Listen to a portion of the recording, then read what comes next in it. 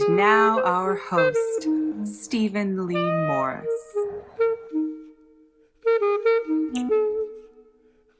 Through the 1950s, Iris Mann was a child actor on Broadway. She also worked on a number of films in Hollywood. And as she became an adult, she moved out to Los Angeles, where she settled. She studied at UCLA and became a journalist, working for many years for NPR. She's currently a theater critic with Stage Raw and continues to be fascinated with the LA theater scene.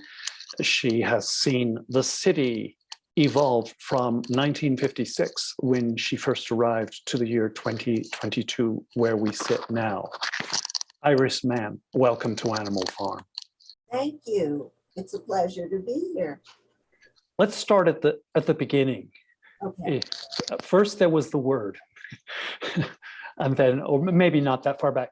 You were on Broadway as a child actor.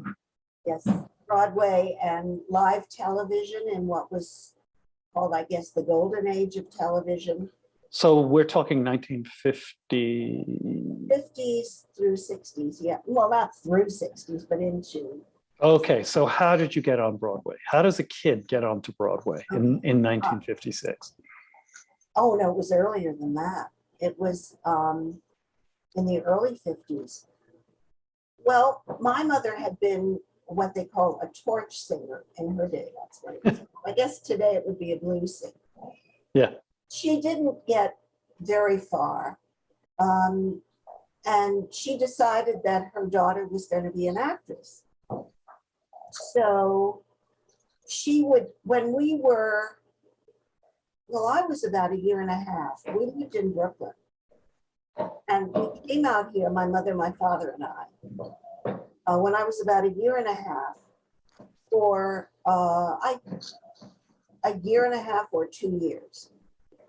And I remember, well, I don't remember it, but my mother had me up for a movie called Journey for Margaret, which happened to be Margaret O'Brien's first movie. Mm.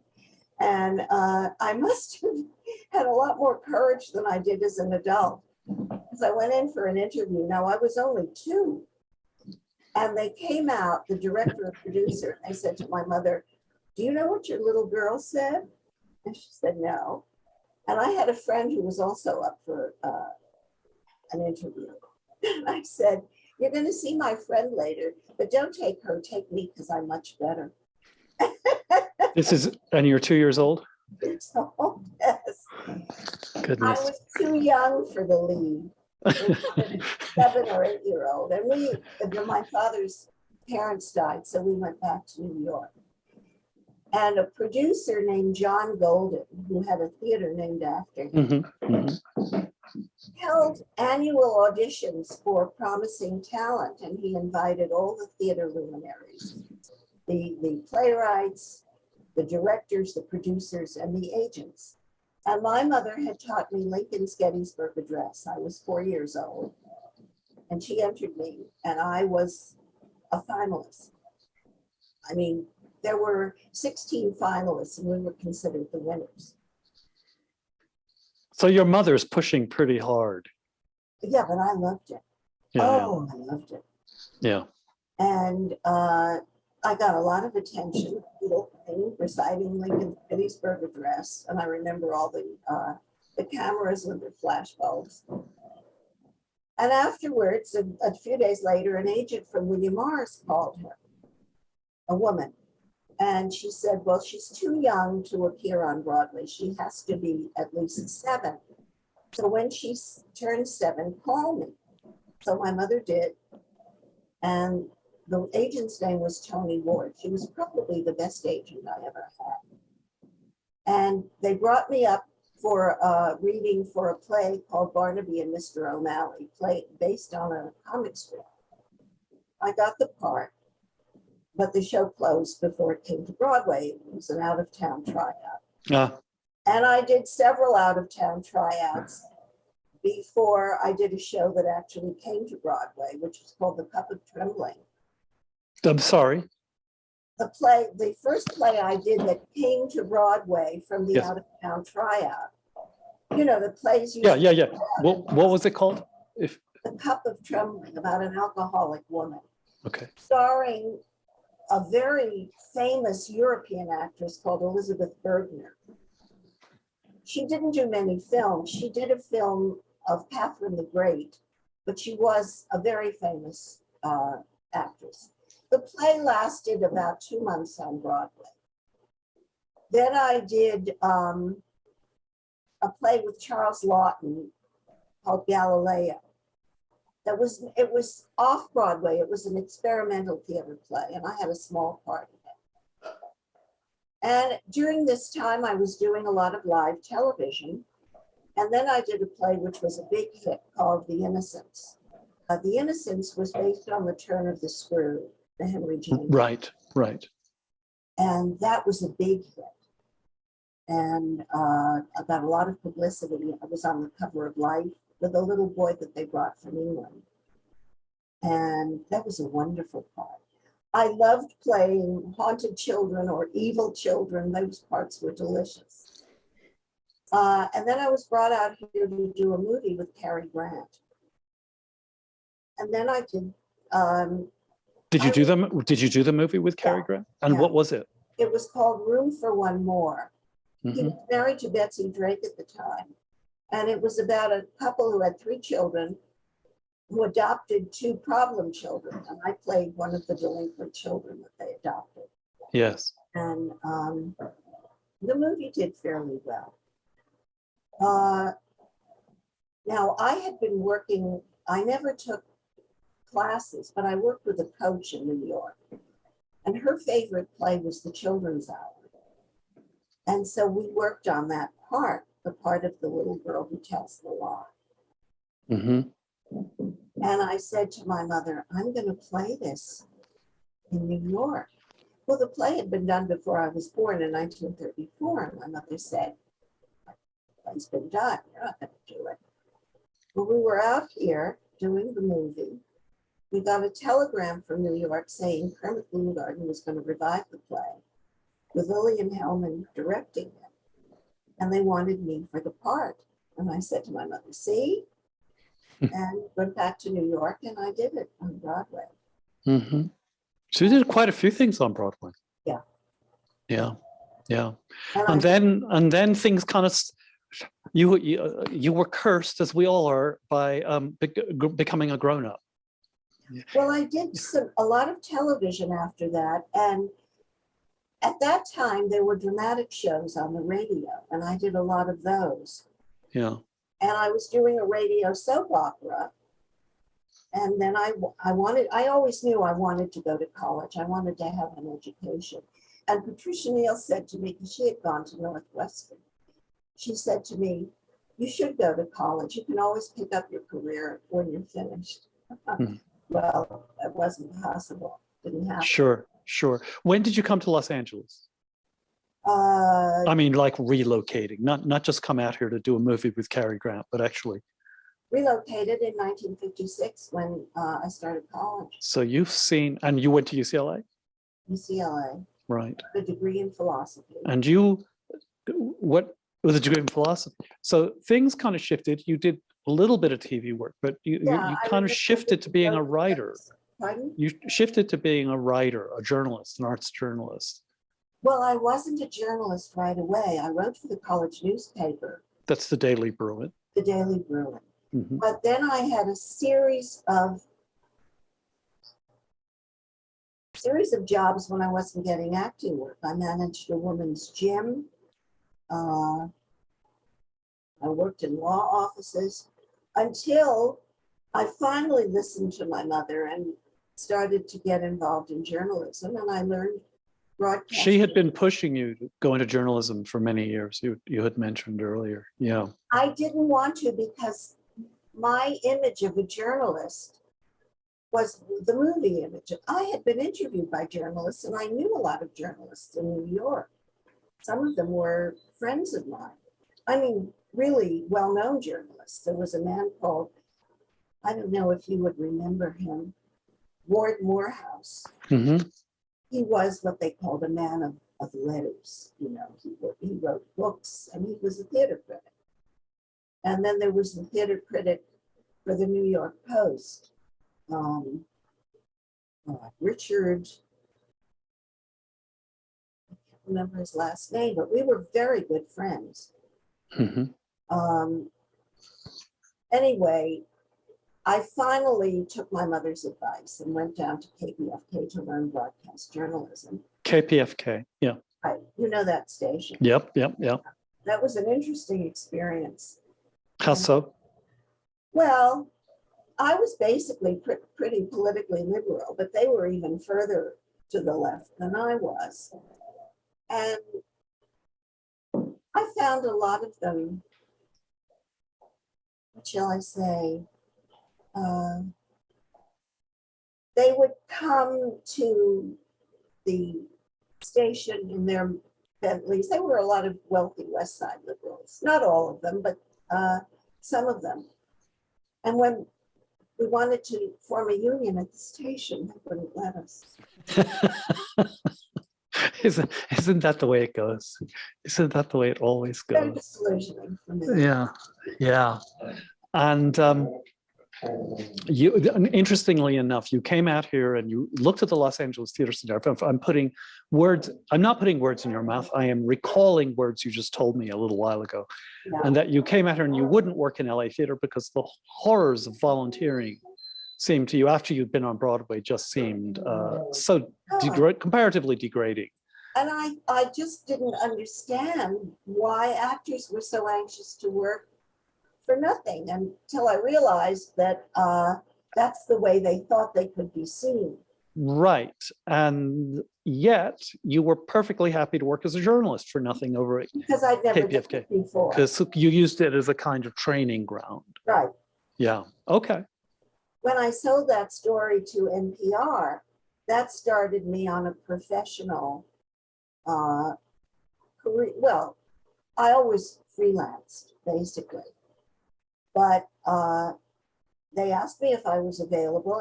I told you for ongoing work as a freelancer, and I said yes. So I started getting assignments, and then I did that story on one of the anniversaries of the taper. And then I started getting invitations, and I thought, well, this is interesting. They're inviting me and I'm getting to see theater and mix with theater people out here. I think I'm going to focus on the arts. That's what I started doing. And then you became an arts journalism. So this is how it's the long and winding path from being a child actor to the pinnacle of anybody's career is to be an arts journalist. I just don't think you can get any higher than that. In journalism. No, in life, I think it's probably the loftiest thing that anyone can aspire to, in my humble opinion. And they're such in demand too. Yeah, unbelievable, unbelievable. But I found it,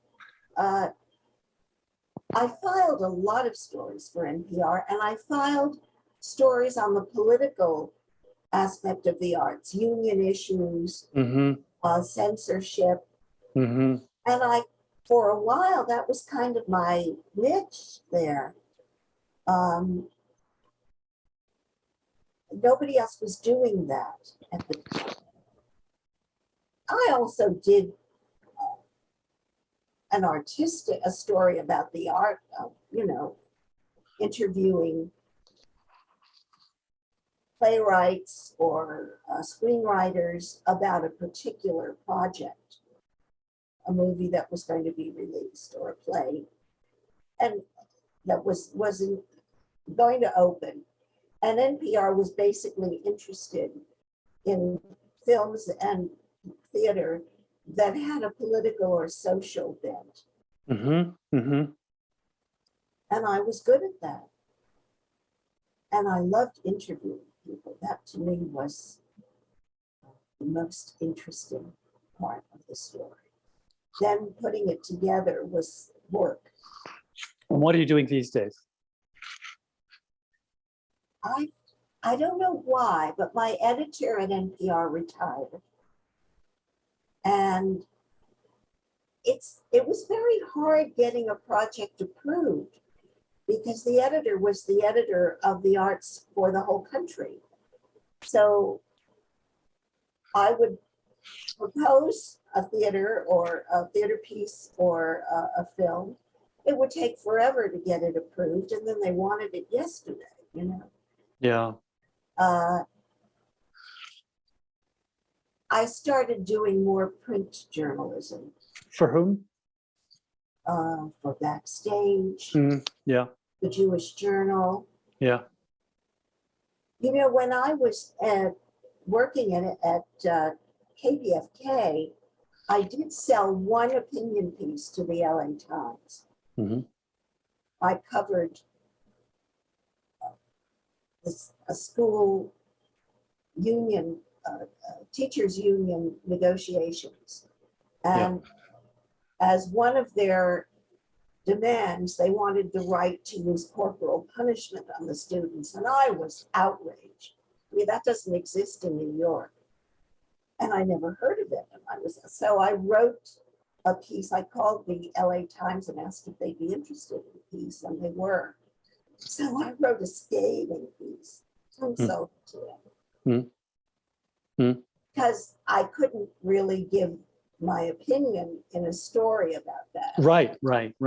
But so now here we are post-COVID. Everything's went very quiet and is re-emerging, and you are writing for Stage Raw, and I really find that the community at Stage Raw is very stimulating. I think that the group of contributors is just a wonderful group. I really enjoy being among them. they're lively and spirited and have opinions. And if the purpose is to stimulate discussion, that they do. If certainly starting with among themselves, but yes, but hopefully in the community as well. And if you could say in one sentence, from the time you arrived in Los Angeles in what you said, 1957? 1956 to the year 2022. That is a lot of water under many, many bridges. Right. What is there anything you've noticed fundamentally that has changed in the city? And that's question number one. And is there anything fundamental that you've noticed that's changed in the theater community? When I first came here, it was a collection of small towns. Yeah. Culver City, Beverly Hills, Hollywood. I think it's more a metropolitan area now. Almost too much so. I think there's too much development. That this place is becoming overdeveloped, particularly where I live in West Hollywood. Yeah. Is that one sentence? Maybe not. That's very interesting. This is just shifting the number. And yet I heard on NPR just yesterday that 75% of the city remains single family dwellings, which surprised me because it looks like as you drive through, it's just multifamily dwellings everywhere. But apparently geographically, that's not the case. But that's nonetheless, there's been a significant. I remember, I've been here not as long as you have, but I remember what Hollywood looked like then and what Hollywood looks like now, and it's simply unrecognizable. It is. There are some districts that look the same, but if you go along the Sunset Strip, when I first came out here, there were all small buildings. Now there are, well, they're not skyscrapers like the skyscrapers in New York, but they're bigger buildings, office buildings, hotels. And it seems to me they put up condos. If there's a little space somewhere that isn't filled, they're putting up something like multi-family dwellings, condos. Yeah. It was, in some respects, it was so different from New York. I grew up in Brooklyn, Well, is it closer now to New York? It will never be New York, but I think the cultural life here has grown by leaps and bounds from the time that I first moved here. Mm-hmm. Mm-hmm. Now, the theater was not a very popular art form when I first came here. There were theater groups that were organized by actors who had come from New York. But the theater has grown into a major cultural institution now. Mm-hmm. I mean, there are something like what, 100, or there were 100 smaller theaters. At least. I haven't been back in New York since 2001. Excuse me. But the theater there had changed radically. In what way? Well, when I was working in the theater, there were stage stars, Judith Anderson, Helen Hayes, CORNELL, Julie Harris. Now, if you do a play in New York, you have to have a movie star. Yeah. You can't Yeah. raise money or get an audience. Yeah. And when I was working in the theater, drama was a major element of the theater. Now it's musicals and big spectacles. Now, you're just talking about Broadway, or you're talking about the entire city? Broadway. Oh, yeah. Well, that's the commercial theater. That's not. Yeah, but you when could- I was working in the commercial theater, It was more there plays. was still, yes, Yeah. on Broadway. I never did anything except on Broadway. There was a lot of serious theater being done on Broadway. Serious dramatic plays were a very important part of the theater scene. It's not that way anymore. There are some serious plays being done on Broadway, but the emphasis is on spectacles. Well, the reason is obvious. I mean, Well, it's they're trying to pay their bills, and it's a commercial form. But there's a massive other layers to that onion, as there are here. If you go through the listings in Los Angeles, you'll see a bazillion musicals as well, and they're not in big Broadway theaters. We don't have a Broadway, really. And yet there's also it's just a potpourri of all kinds of plays being done for all kinds of reasons, with all kinds of motives. So no, that's true. And some of them, especially from the Mark Taper, had gone to New York. right. But from when I first came here, there were, I think you could count the theaters. At least they're nothing like what it is today.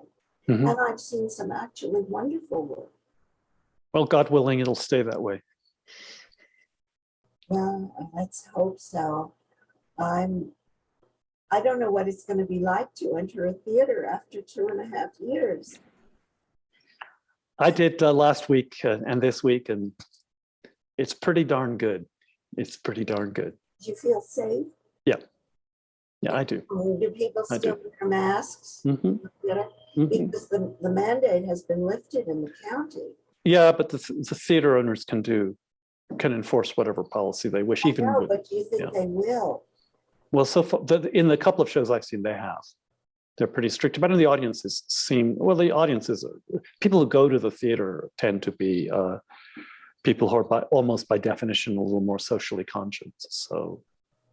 So that may be part of it. Oh. But what I've seen everywhere, people are still wearing masks. But we'll see what happens in the next month. Hard to tell. Yeah, I mean, the thought of sitting next to a stranger and not knowing what they may be carrying, even if they've been vaccinated, is just a little intimidating for me. Well, that's called audience hesitation, and that is one of the impediments that the theaters are facing now. And we'll see. With luck over time, and if there's no more variants, that should subside, but who knows what the future brings, as we know from the world around us, who knows? Yeah, I tend to be a little hypochondriacal. And so I think they've lifted the mask mandate a little too quickly. Mhm. Especially, Very possible, very possible. I just hope another variant doesn't come, but you never know. I think that's the key word for our times. You never know. That's the key phrase. Right. Iris Mann, thank you so much for joining us. It was a pleasure. Thank you. And next week, we're joined by playwright ZHARIA O'Neill.